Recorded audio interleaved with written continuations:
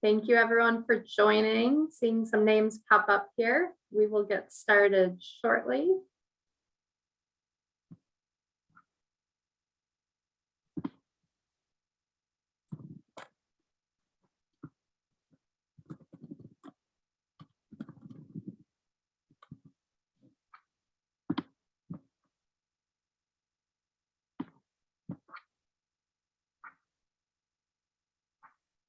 All right, thank you all for joining. Appreciate your time today.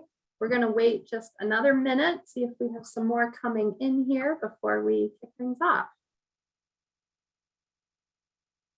And hello, Gilbert. Happy to have you here. And Adam.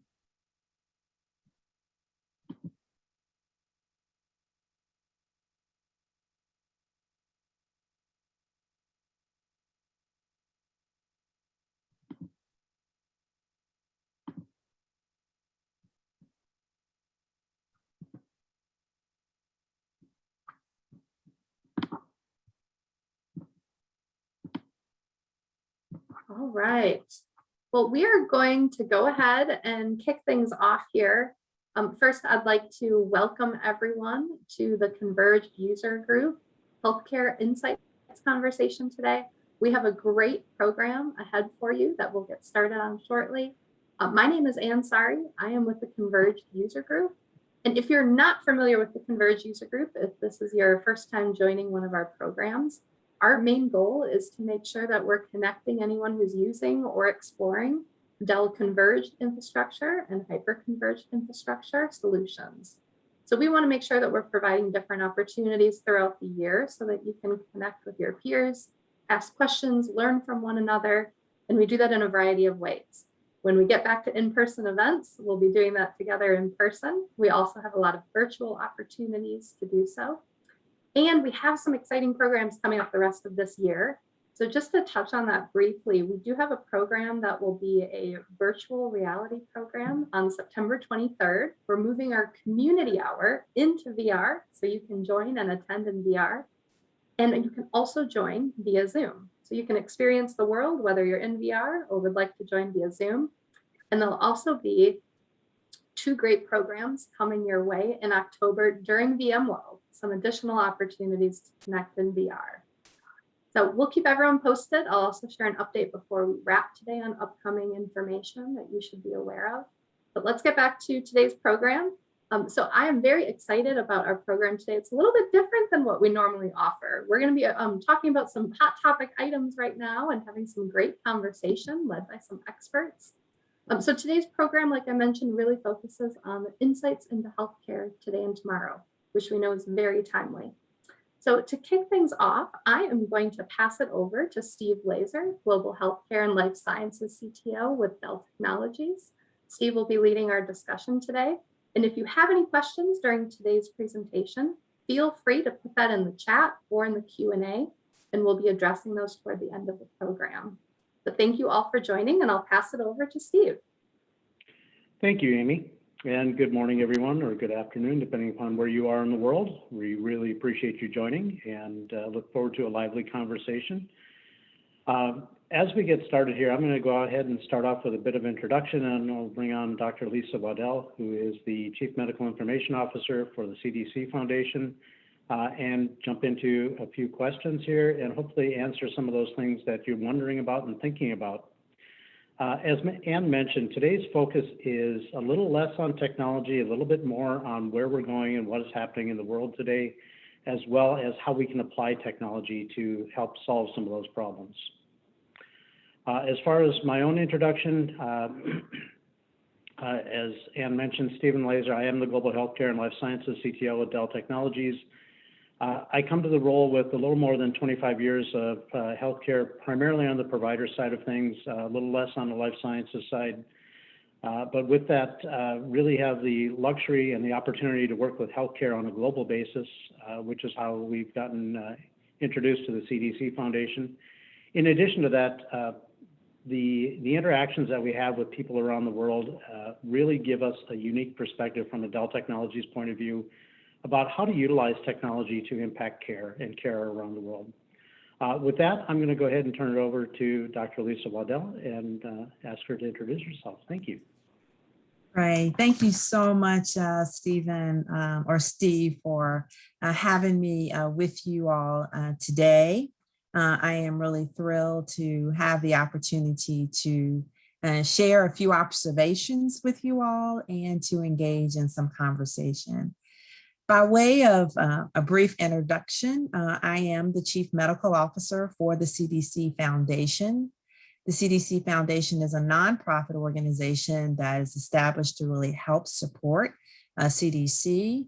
Our overall vision is to save and improve lives by unleashing the power of collaboration. And we really believe that together, our impact is greater when we work with many partners. I came to the CDC Foundation after 28 plus years in local and state public health and a few years in other nonprofit work. I am a preventive medicine, public health trained physician, and that really is my passion, that intersection where we look at the overall systems of care and how we can really leverage policies and partnerships to really make an impact. So I've worked at the local public health arena in an urban setting and a rural metropolitan setting, and many, many years in state level public health, and then also worked with a couple of other nonprofits prior to coming to the CDC Foundation. At the CDC Foundation, I've had the opportunity to dive right in with all of this work around the pandemic and to really also help to mobilize a large workforce across the country to help jurisdictions in need of additional help right away. So that's kind of a brief background on me. As I was thinking about this conversation today, it made me actually think back to, what have I done and how have I been engaged, or how have I utilized technology to impact some of the outcomes that we all really care about. And made me think back to my early days in public health in Richmond, Virginia, where there were parts of town, parts of the city that really had an underserved population. And at that time, so 28 plus years ago, the solution was trying to find a physical location to put a new facility where people could access and to improve access that way. At that time, I was also working with a state health commissioner who I feel like was sort of ahead of his time a little bit. And he really was into data and how do you map data way many years ago. And so this whole notion of data visualization to help us at that time figure out where were our teen pregnancy problems in the city, where were our pockets of infant mortality, and how do we utilize that data visualization to help us in the work that we did. And then fast forward, I had an opportunity to do some, I guess, sort of some support work with a couple of states, Alaska being one that was interested in telehealth, and learned more about some of what they were doing early on with the Alaska Native Indian Tribal Health Board to reach many of those remote villages utilizing telehealth capabilities. And then in another scenario where I was working on a lot of issues around moms and babies, the notion of there were many moms, particularly women of color, who were having poor outcomes after delivery. So postpartum morbidity, postpartum mortality, death. And at that time, the University of Pennsylvania recognized that by utilizing some remote monitoring and some portable devices and providing those devices to the women, that they were able to help to better manage that blood pressure postpartum and to improve those overall outcomes.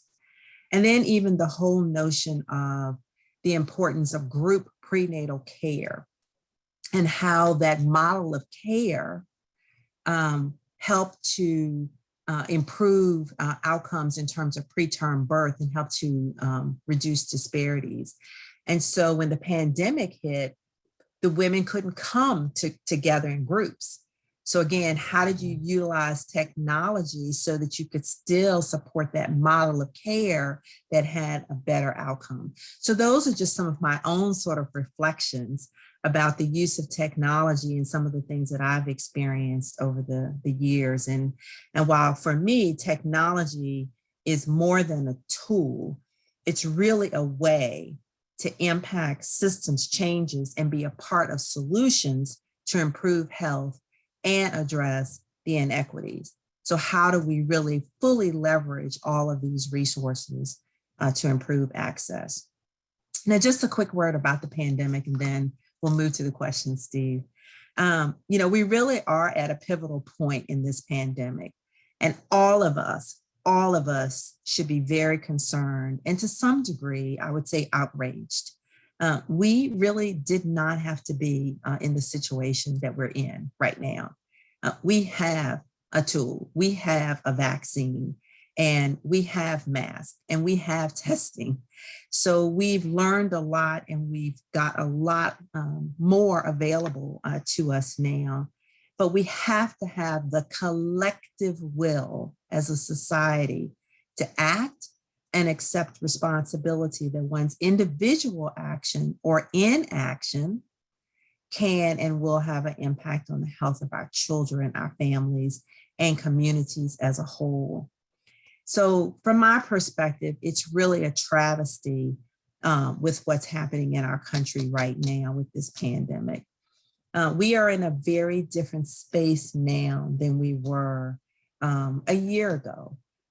We didn't have a vaccine a year ago, but a couple of months ago, after we were starting to get shots in arms and we saw the numbers coming down, the cases coming down, the hospitalizations coming down, the deaths coming down, then things started to get relaxed. And lo and behold, but we did not get the level of vaccines in arms that we needed to.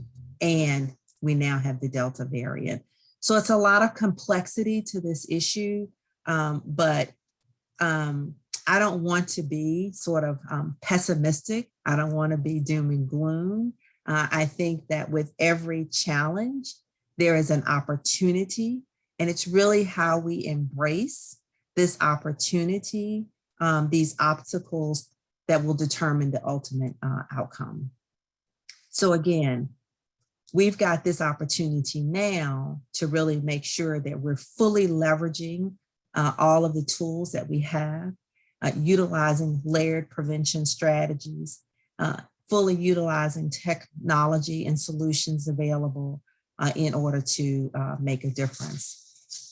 Again, we're well over 600,000 deaths in the United States now, millions of cases, almost 37 million cases. And we only have about 50% of the country that is fully vaccinated. So we still have a lot of work to do. And you all are seeing all the news reports, the current trends, the hospitals are being overrun again. The healthcare and public health workers are exhausted, yet they are committed, but they are exhausted.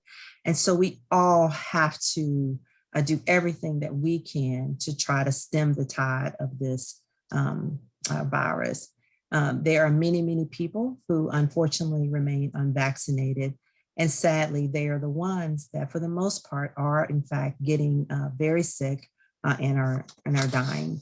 The maps of the United States show so much devastation happening right now, particularly in the southeastern part of our country. And this is also the place that for years we've had significant disparities due to policies and practices that may not have been optimal and not in place. So we have a lot of work to do, and I'm going to stop there, Steve, and let us dive into questions. Well, thank you, Dr. Waddell. And that, to some extent, that answers my first question really is, how does the CDC Foundation see the current state of the pandemic? Yeah, well, I would say, that, I believe that it's a fair and accurate to say that many public health and healthcare leaders really are all very, very concerned right now. And that includes our colleagues from CDC. And again, this pandemic has been relentless. Again, after the vaccine arrived and we started getting shots in arms, we were, hopeful, right? And that was exciting. But we're in a different space right now.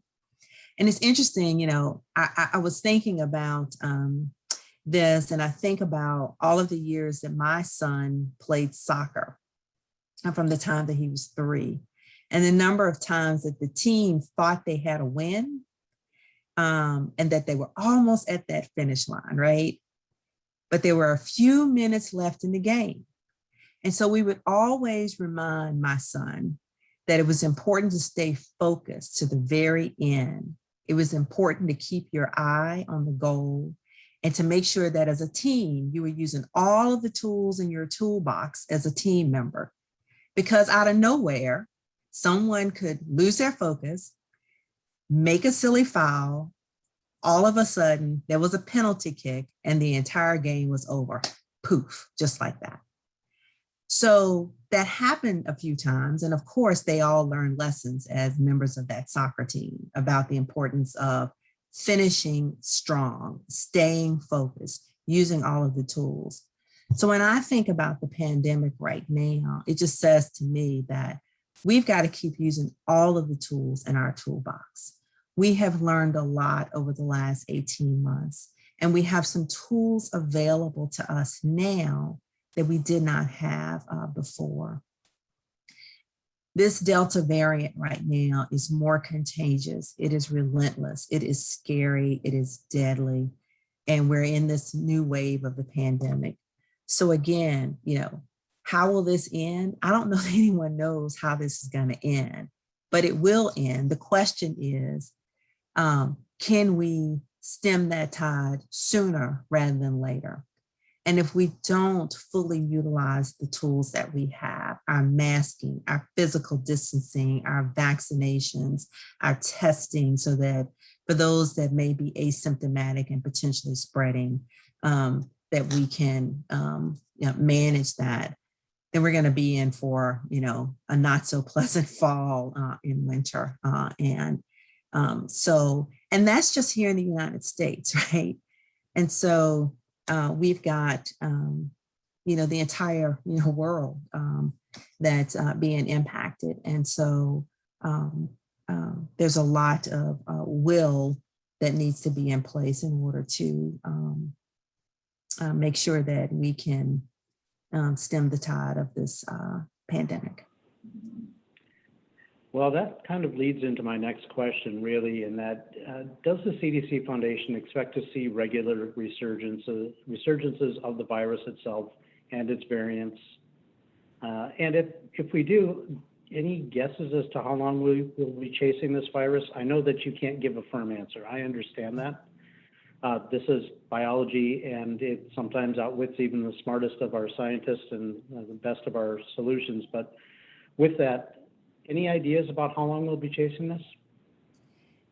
Steve, it's so hard to predict, right? And so we've already seen so many different variants with this virus already.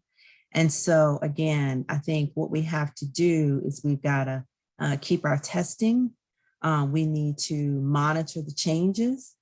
We need to make sure we've got the systems in place to be paying attention to the genetic sequencing, what's happening in other places to see what might be heading our way, making sure that all places have access to the vaccine so that we can stomp out this virus now.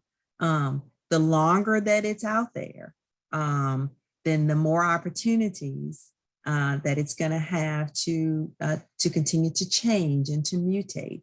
And that next mutation might be milder than this one, it could be a lot worse.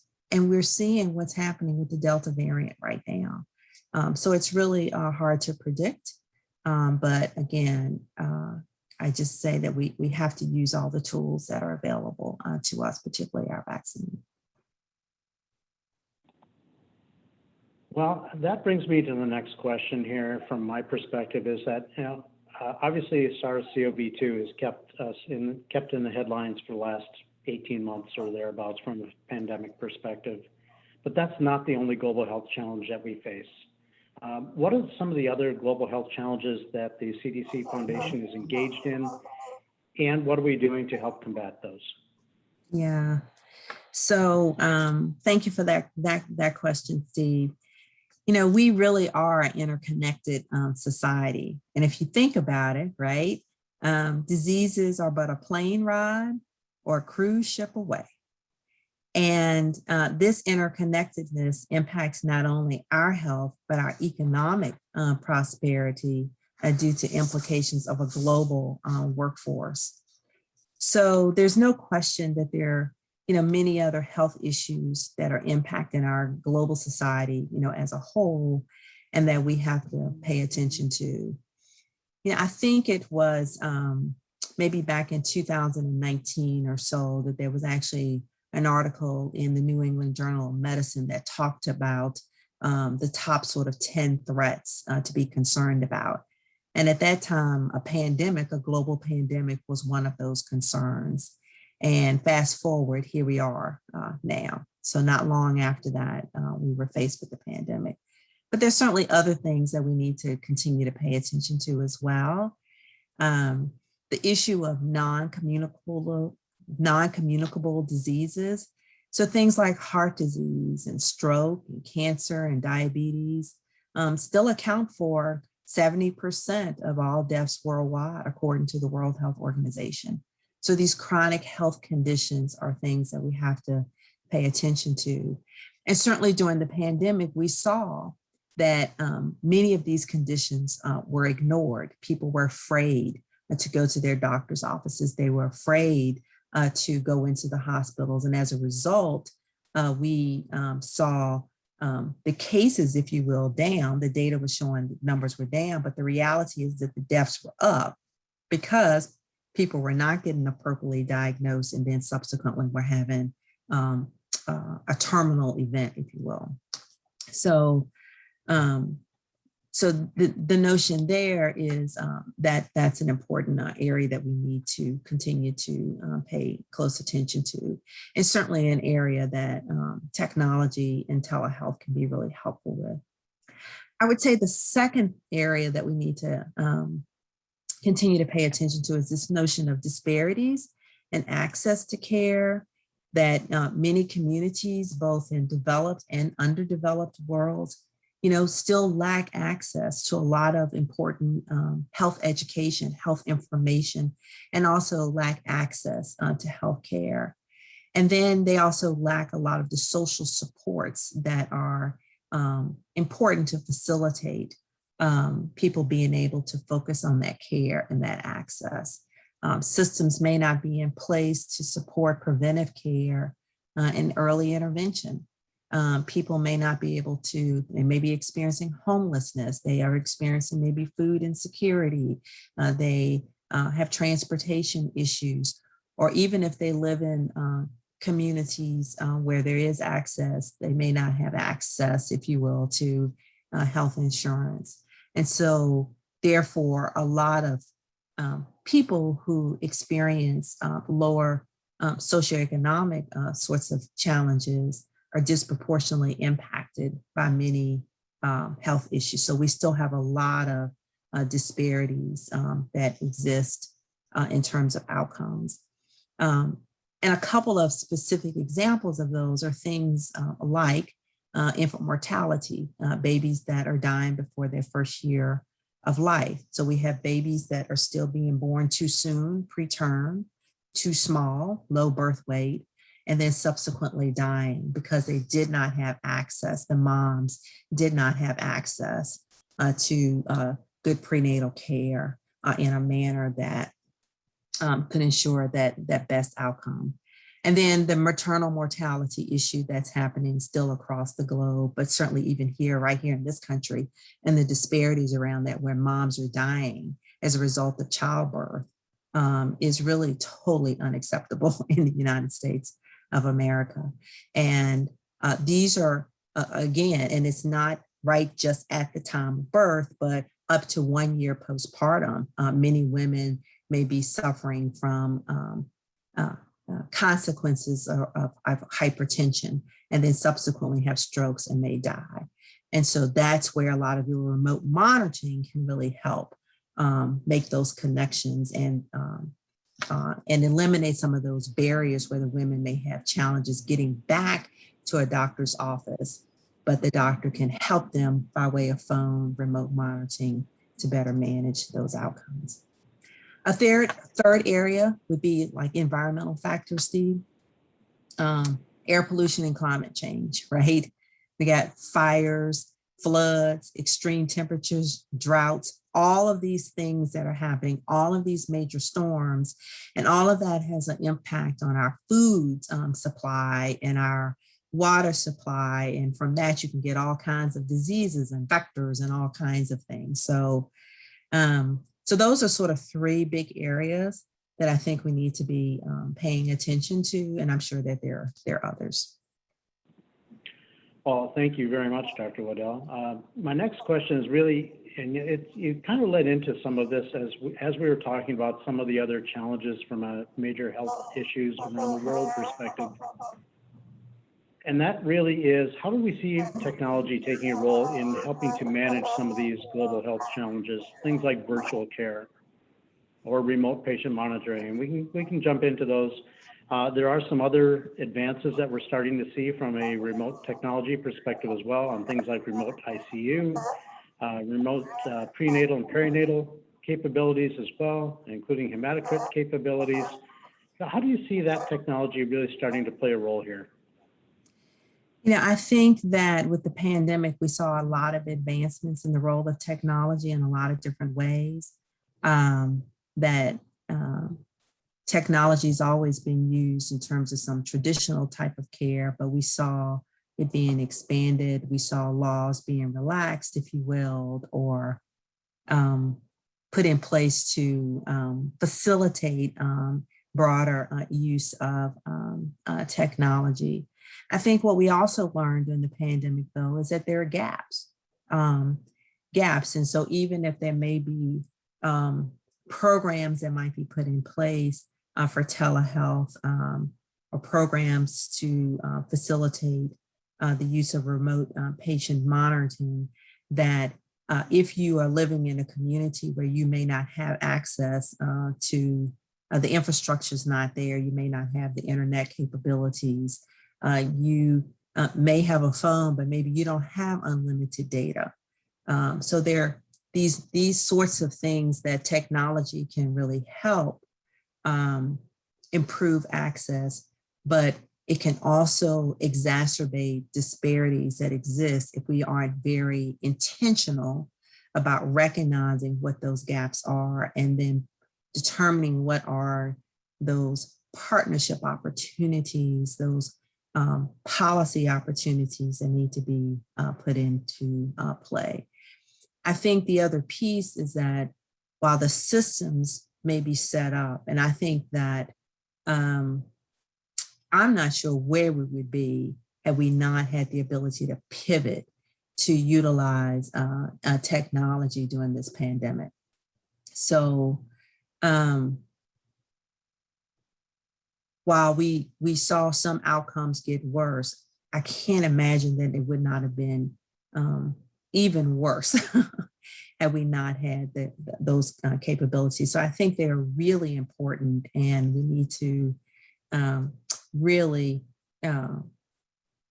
figure out what's needed to continue these kinds of systems that have been put in place to facilitate access. And that involves, providers, just because you create a system, providers often need to embrace those systems changes, have to have training on that. The laws and the regulations in various states, many of them were relaxed, and those have to be made into permanent kinds of changes in order to sustain the ability.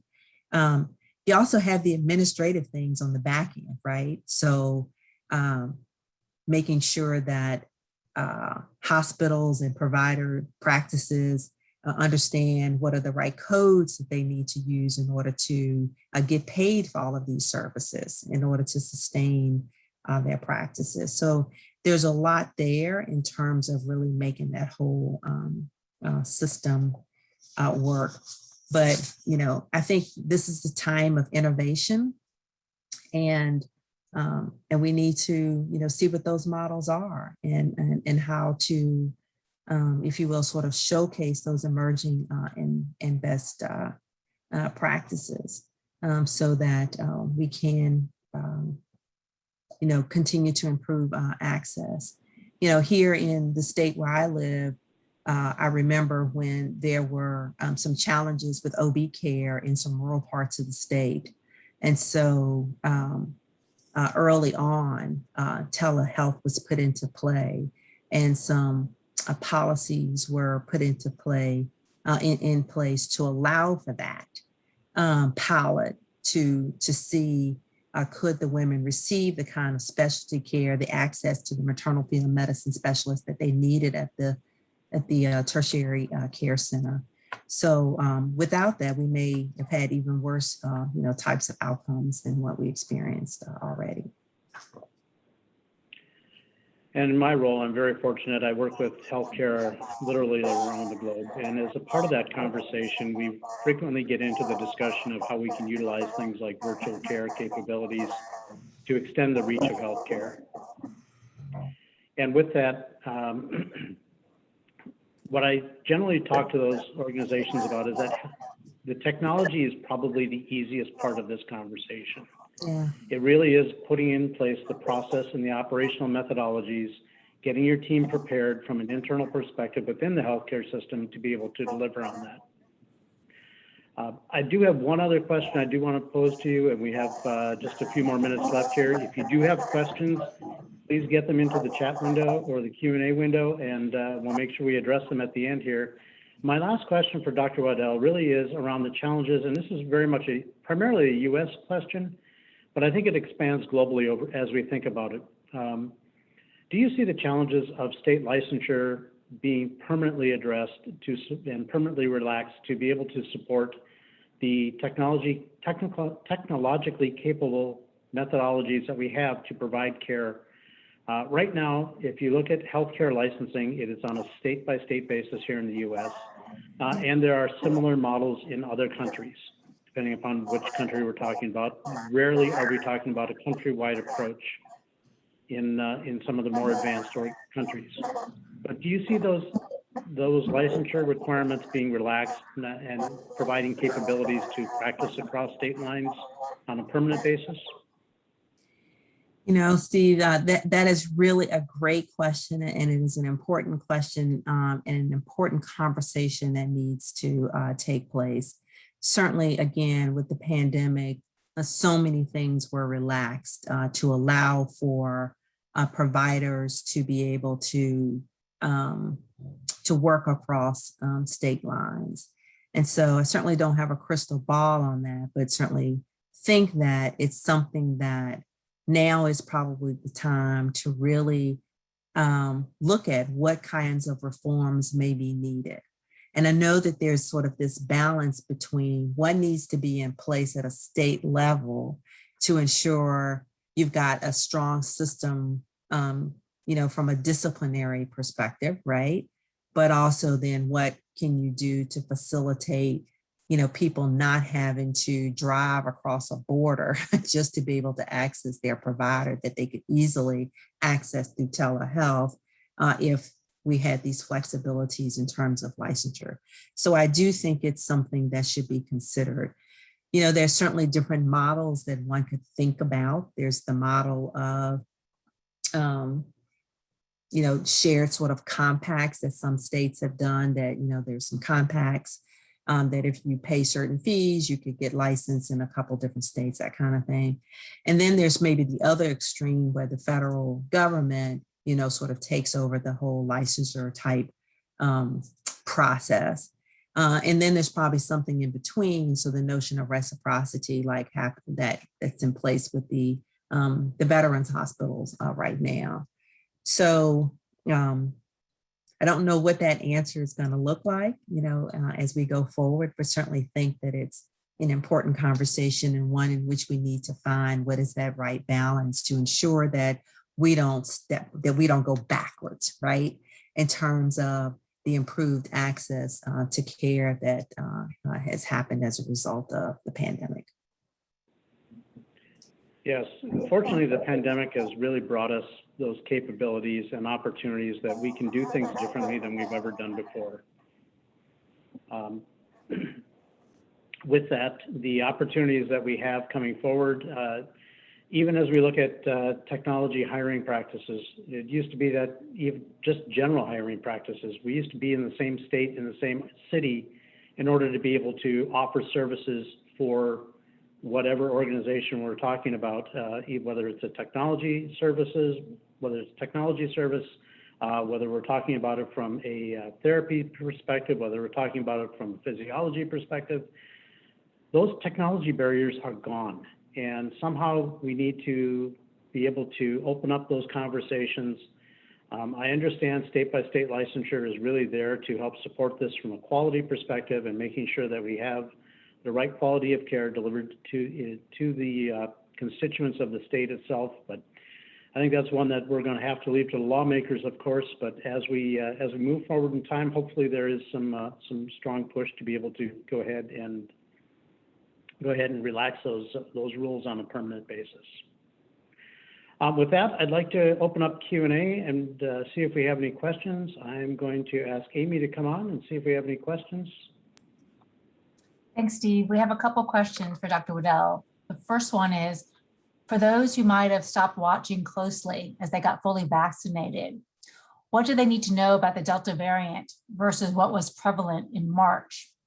And how should folks be thinking about where we are now versus 2 months ago, or even a year ago at this time? Thank you, Amy, and thank you for the participant that asked that question. It's so important, and I think we hear that a lot, that folks were like, I got my vaccine, I'm good, right? And so maybe stop paying attention to some of the things that have changed. What's different and what is so important about the Delta variant is, unlike some of the earlier variants that weren't maybe as sort of virulent, if you will, or maybe weren't as contagious, the Delta variant is being shown to be much more contagious. And folks that are getting this are getting really sick. And so if the regular strain of the virus, if someone exposed someone to that, then maybe 2 people got sick. But with the Delta variant, if you have that and you expose someone, then it could be, and you're around a group, then anywhere from 5 to 8 people could get sick. So it's much more contagious. And then if you're unvaccinated, what we're seeing is that younger people are getting impacted. And because it's a lot of sort of that age group, sort of in their 20s, 30s, that aren't getting vaccinated, they're getting exposed to this. They're getting really sick. They're ending up in the intensive care unit. And unfortunately, they're not having a positive outcome.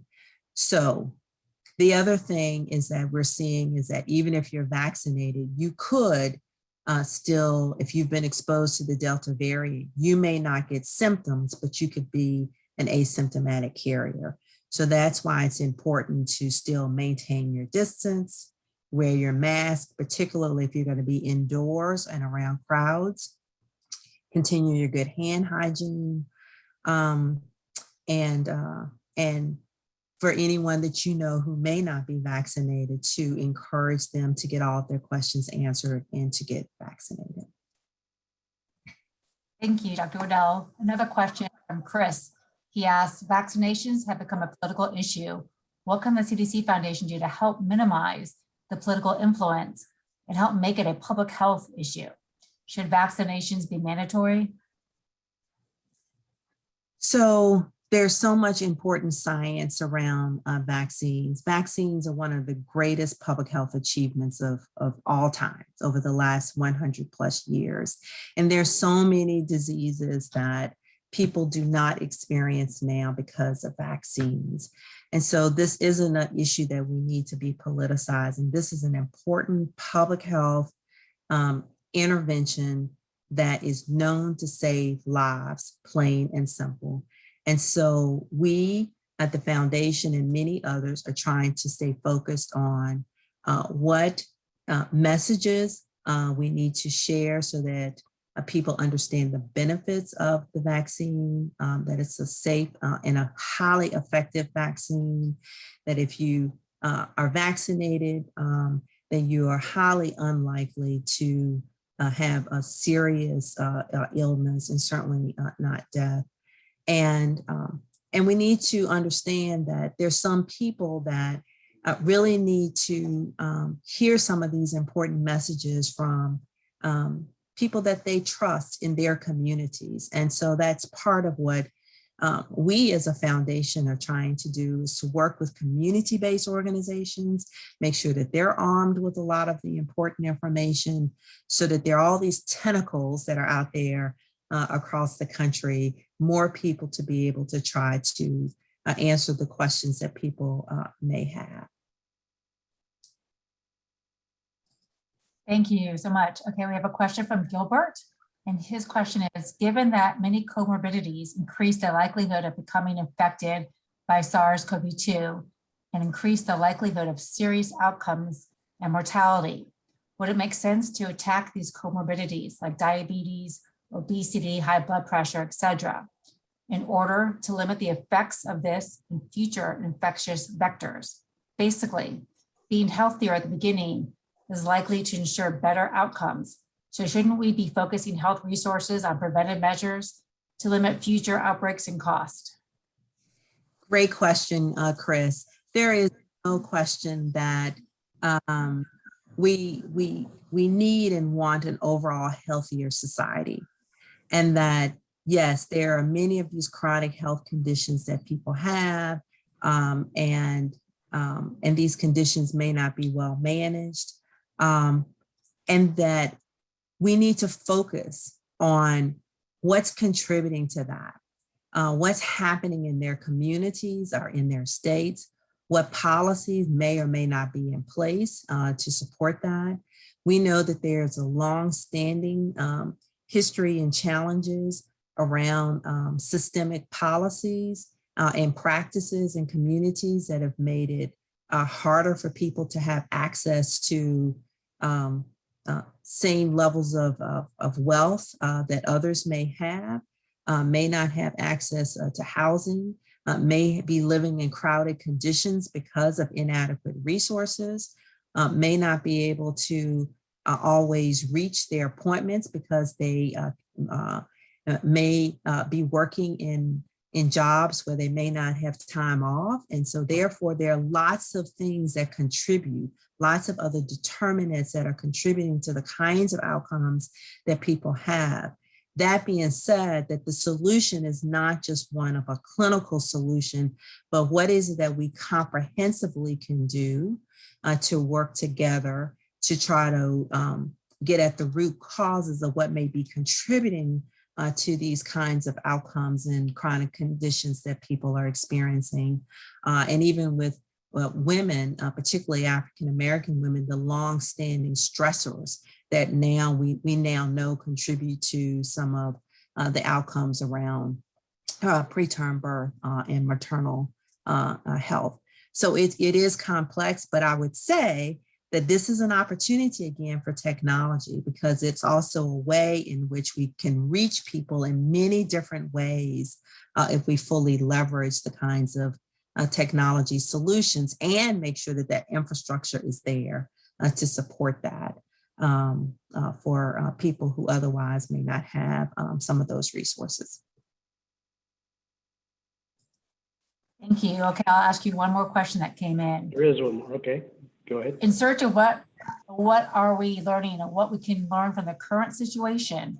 How do you see healthcare adopting new technology for care? Like mental health seems to be benefiting from remote sessions and Zoom sessions. How do you see this going forward? What about other primary care visits? What primary care visits can be resolved via remote access or Zoom?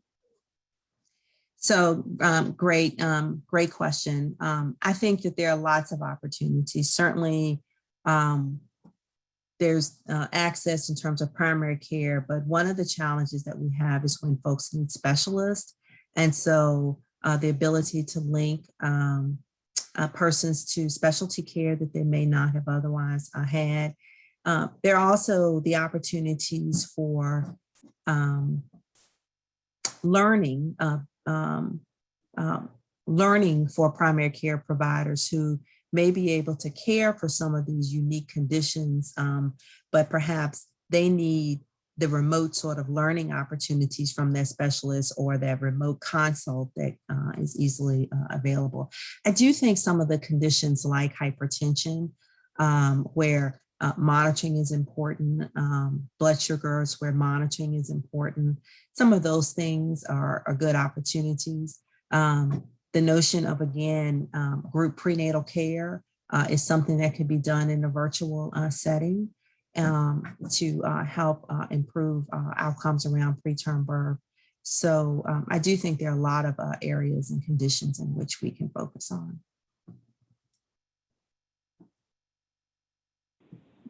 There we go, trying to get off the mute here. I want to say thank you, Dr. Waddell, and thank you, Amy. Really appreciate your managing the Q&A for us. I'd like to turn it back over to Ann, and she's going to help us close it out here.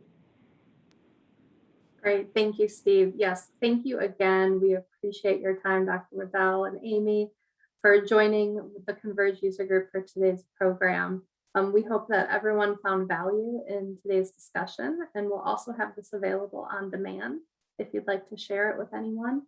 But again, just wanted to let everybody know we do have some upcoming events, so stay tuned for more information from us. And if you have any questions related to the Converge User Group programming that you would like to see, any interest, please reach out to us. You can reach us at memberservices@convergeusergroup.com or find us on social media at Converge Users or on our LinkedIn page. So thank you all for joining us, and we hope that you have a great rest of the day or evening wherever you're located. So thank you again. Thank you all so much again for having me join you today. Thank you.